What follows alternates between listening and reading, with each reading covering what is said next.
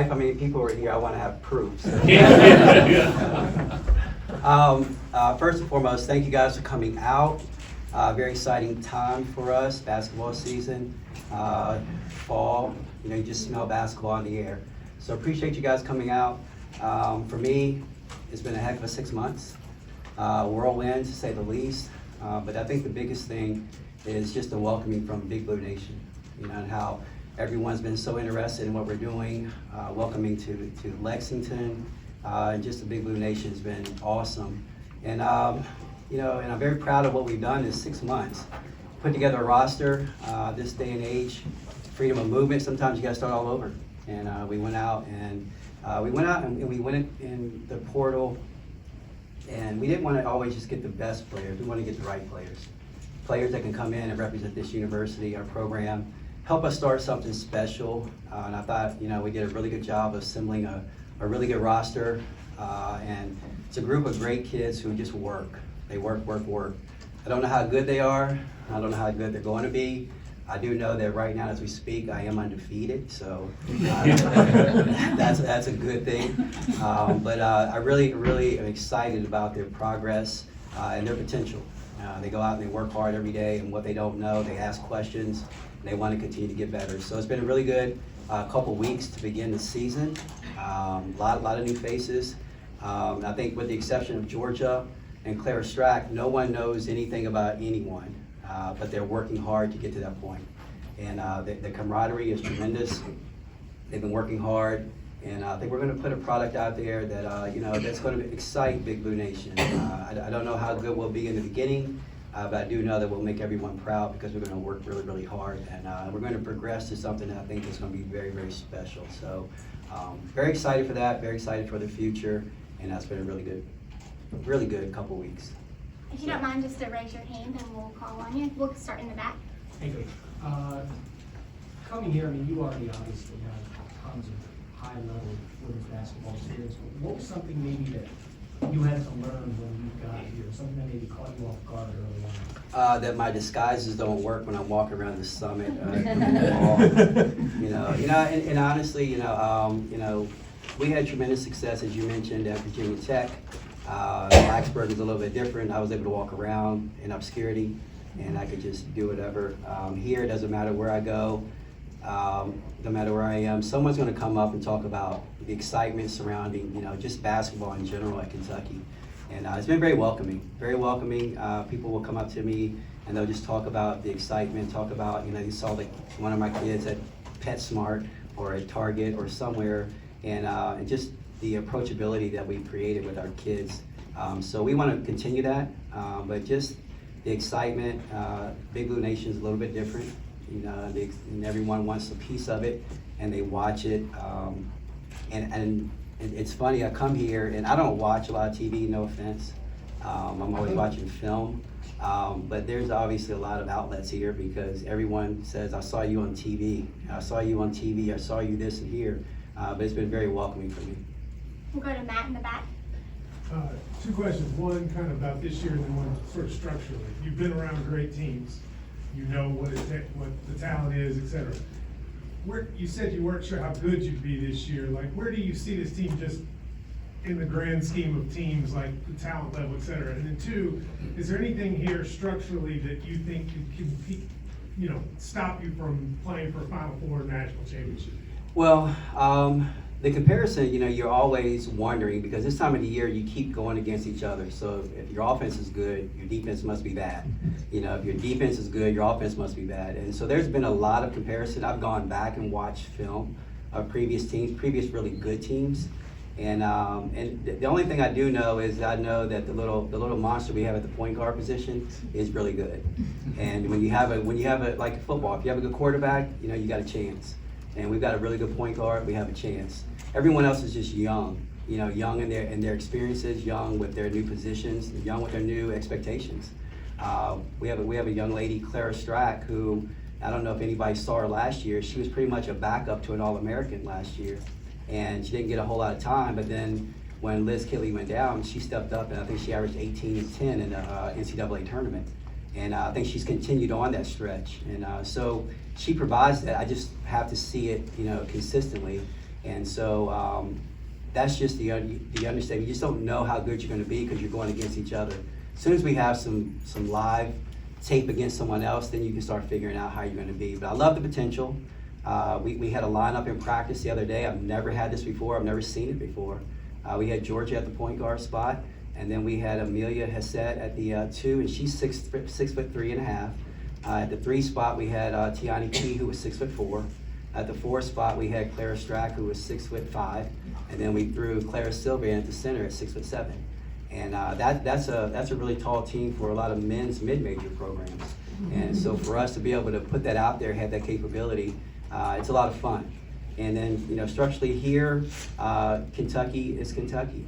And that's why I came here to have an opportunity, be part of a blue blood, and to be able to go and compete on a national stage consistently. And that's something that I desire as a competitor. You always want to beat the best, you want to be the best, and you want to sustain it. And I think we have the opportunity to do it here. Obviously, this building with the upgrades has really put us on a position to attract high-level recruits, along with the reputation of Kentucky, along with what we've done in the past as a coaching staff. So the sky's the limit for us, and that's something that I wanted. I wanted that opportunity, and I think we can get it here. If you can remember this order, we'll go Caroline, Tanya, Michael, Larry. Hi, Coach. How are you?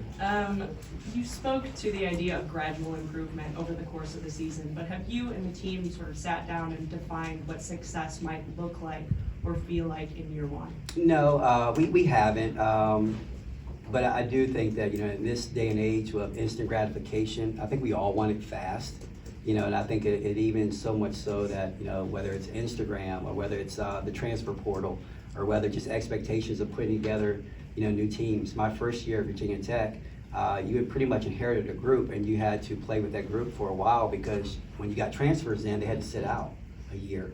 Now with the transfer portal, you can recreate, new teams. I think, I don't even know, Coach Pope, do they have any players that were left over from last year? I'm not sure. No scholarship players. None? None. So there's 2 in this program, Cassidy Rowe and Snyder Tyler. So the expectation is quicker, success quicker. But I think when you still, it's my job to mentor, my responsibility to teach these kids, and there's no shortcuts. So I don't want to put a number on it. I don't want to put a destination on it. I just want them to get better every day. We do most things organically. We want to make sure, our leadership is organic leadership. It's not, hey, we're going to put people in groups and get to know each other and, in 5 minutes and we're going to develop a leader. It's got to come over a course of a season. So if we can just focus on getting better every day, then I think we have a shot to continue to get better throughout the year, and then we'll just see what happens from that point. Tanya.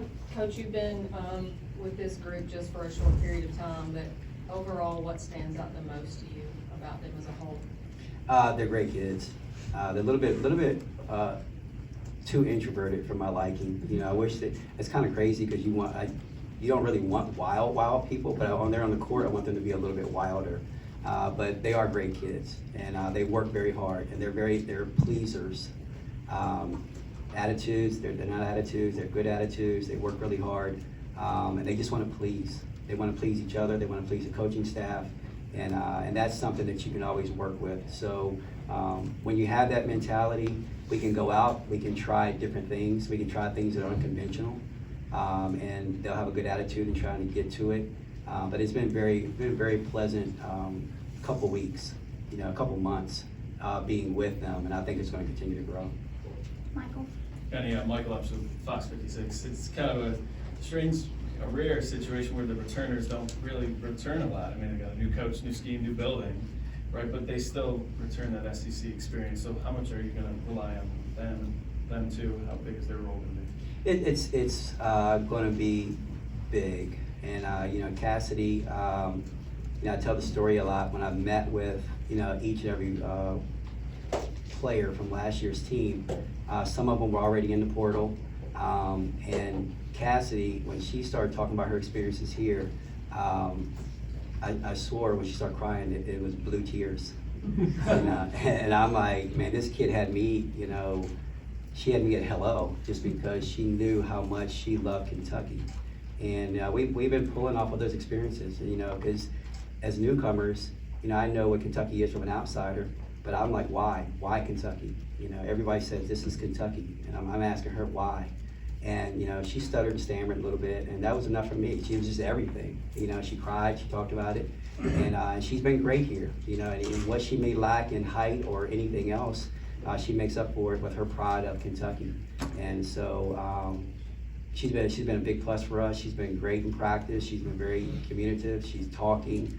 And then Sanaya, we call her ST, has had probably the most experience, you know, and there's been plenty of times when, you know, I've played against SEC teams, but I'm asking her for the longevity part of it. Hey, well, isn't this league this, or is this league that? And she's been able to share some of her experiences with me too. So ironically, we actually played against both of them when they were freshmen, and we got to play against them. And but just to watch their growth and what they've been able to provide for us is it's been really big and important for us. Larry and then Jeff. Coach, kind of two parts here. One, if you said Georgia is a monster, then what would that make Silva inside with her side? Then could you also explain what you meant by wanting to be a little wilder on the court, just so we understand that? Yeah, I think we have such polite kids. I'll get to that part first. You know, one of them will make a tremendous move and they'll get fouled, and they'll look at the other one and they'll just kind of like look at them, and it's almost like, pardon me, excuse me, when I want them to say, and one! You know, or just a little bit of a, hey, you can't guard me, you know, in a very nice way. We're never going to show up our opponent, but we want them to know, you know, a little bit that we're pretty good. And so, but they're coming around. They're coming around. We haven't had any drills where we're practicing trash talking yet, but but we're just trying to get them to show their personalities a little bit more. And so it's been a lot of fun with that. And then you know, Clara Silva, you know, bless her heart, she had a tremendous summer. She played international basketball, was, you know, voted one of the top players in her age group. There's been plenty of, you know, websites who said that if she was American, she probably would have been a top 10 player coming out in the high school class. And but then she gets here 2 days before classes start, and she's having to get acclimated to a whole new life. You know, we had to rain for a few days, and she was like, "What is this?" You know, Portugal, they don't have that.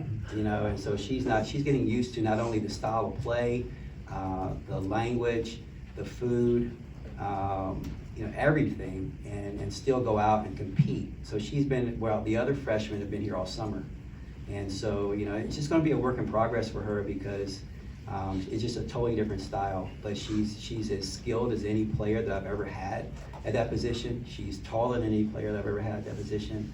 And she's the one that if we get her talking a little bit of smack, everybody's gonna be in trouble, you know. But she's a joy. She's a joy to have around, and I think Kentucky fans are gonna be in for a treat over the next 4 years, you know, being able to cheer for her. You had a couple injuries last year as soon as you guys got here. Yeah. Are they available? Are they No. gonna be, or is it gonna be? Yeah, no, I mean, obviously, Jordan Obi transferred from Penn. She was going to be a really big part of our development. 5th-year senior, big, strong guard, gave us the opportunity to be versatile. We could have played her at the 3, the 4, and she would have been, you know, we could have played big, we could have played small. So she's going to be out probably until January, and then there'll be a reevaluation of her situation. And then Dom, I think it's been documented, she tore ACL in international play. 2, she would have been a 6-foot guard that would have given us experience. She went to the Elite 8 last year. I think she was a 6th man on that team, very productive.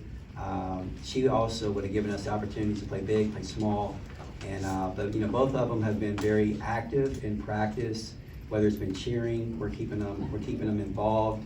And they've both been doing extremely well in rehabbing, and so they'll be definitely a big part of our future, which is kind of gave us an opportunity as we go into recruiting, you know, we have a cushion because we know that those two will have the opportunity to come back next year and strengthen our team as well. We'll close out with Keith and Mark, and then we'll go talk to the players.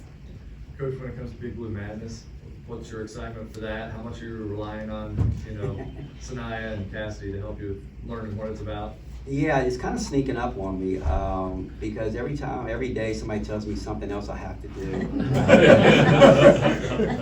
And I'm no stranger to it. Obviously, it's legendary, and people have been very excited about it. And I do know that I'm not riding out in a motorcycle. Yeah, I'm not dropping down from the rafters. And I think they hired me to be a coach, and they wanted me to be an entertainer. They got the wrong person. So, I don't know. 24,000 cheering for you. I might come out of character a little bit and do something, but it's exciting. Obviously, you look across the country, and we have an eye on things because we have recruits that are go to other places that like happened last week. I won't say the names of places that try to emulate Big Blue Madness. But I think what we do here, the way it's done here, is legendary. At Virginia Tech or at James Madison, I saw Big Blue Madness, and that's one that you felt like was one of the best ones. The best one, and anything else is just imitation. So I'm excited to be a part of it. I don't have my fit yet. That's one thing of having a daughter on the team. She is going to be on me because she says she doesn't want to have secondhand embarrassment. So she's pretty much going to, so whatever I walk out in, she has to approve it. So it's kind of a little bit of pressure there. Mark, go ahead. Kenny, Mark, Story, Lexi, Hellier, two questions, I guess. Your expectations for Lexi Blue, and then in Georgia's case, she's playing without Kitley now. How big an adjustment is that going to be for her, and kind of what are your expectations for her in handling that? First of all, Lexi has the best name in Big Blue Nation history. I got the blue part when we first got her to commit, and I'm like, why is everybody saying it's the best? I get the blue part, but Lexi, okay, Lexington, I got it. But expectations for her, because of the injuries, it's been a little bit more. We need a little bit more from her. Any freshman, you want to try to ease them into the situation, but now she's going to be thrust into the situation because she's going to have to step in and produce for us in a way that the other two probably would have. And obviously she's going to make some mistakes, but I think she's had a really good camp so far. She's shooting the ball well. She's learning how the intricacies of defense at this level, and but her attitude has been tremendous. So we're going to continue to thrust her into situations and make her feel a little bit uncomfortable so that she can become comfortable later on. And but we have all the confidence that she's going to be great for us. And then Georgia, Georgia's situation, she got a little bit of a taste of it when Kitley went down last year. One of the best games I ever saw her play. When Kitley got hurt in the UVA game, I'll be honest with you, I was messed up because I knew what she had done, and before anyone else did. And we were still in that game. And I remember being in a fog, and then Georgia just kept us around, and she looked at me and she said, I got this. And she went up and scored 39 points against UVA. Now we ended up losing the game, but it wasn't because of her efforts. And then she was able to, just adjust from, hey, I'm the facilitator to, hey, I'll be the lead person. And I think she's had a whole summer. She had a tremendous summer. She got to practice with the Opals, her national team in Australia.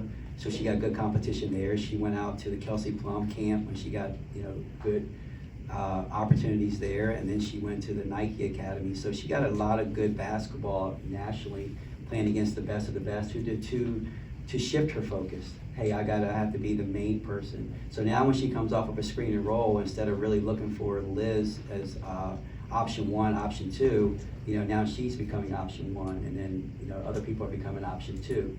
So she's my little mini-me. We're joined at the hip. We watch film like we would watch Netflix, and we just go, and we're on the same page. And it's really fun watching her bring up the younger players to get them on that same page that her and Liz were on. Thank you all so much for